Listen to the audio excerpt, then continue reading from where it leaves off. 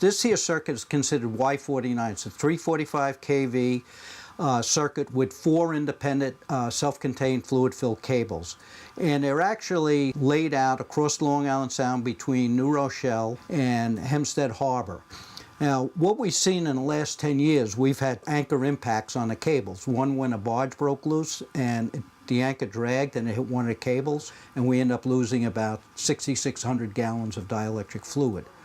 And it was a substantial cost to repair the cable, which include the environmental impact and the safety impact.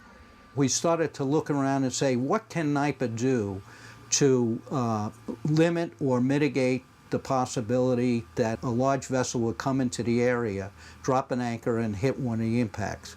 So what we did, we issued an RFQ that looked at a couple different aspects of what we could do. One was we'd like to have a system that would monitor the vessel activity in the area, which is based on the Automatic Identification System, AIS.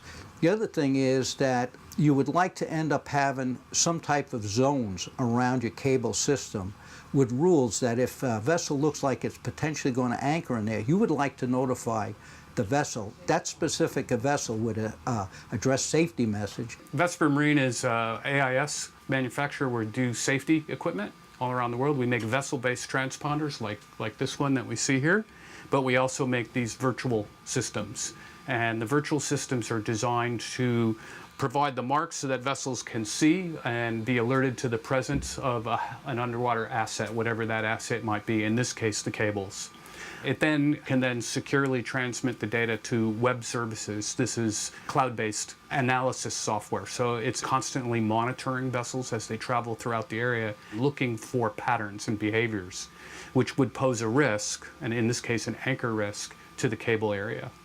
Once that occurs, then that software is used to trigger alerts both to the operations area as well as what we'll see on the vessel, where it actually sends a message directly to the vessel, addressed to that vessel. Think of it like a text message, but it comes through the nav computer.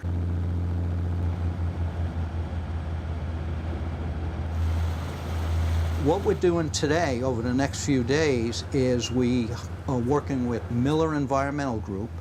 We have one of the 35-foot workboats, and we're actually going out over 3 days, and we're testing each protection zone with specific rules that apply to that zone. Slow down below 2 knots in this zone, because that would simulate anchoring. I checked vessels traveling across the cables where they exist, and it takes 5 minutes across the cables.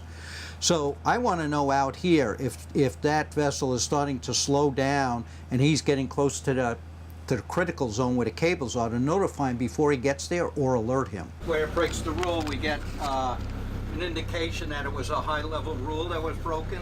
We broke rules. In every case we broke a rule, we sent out a safety message. So it reacted the way it was supposed to. So it appears that, we're recording everything. We're sending out the messages, the virtual beacons are all where they should be. Everything looks fine. Vesper Marine and New York Power have been working on this project for quite some time, and it's a great relationship and it's a great partnership.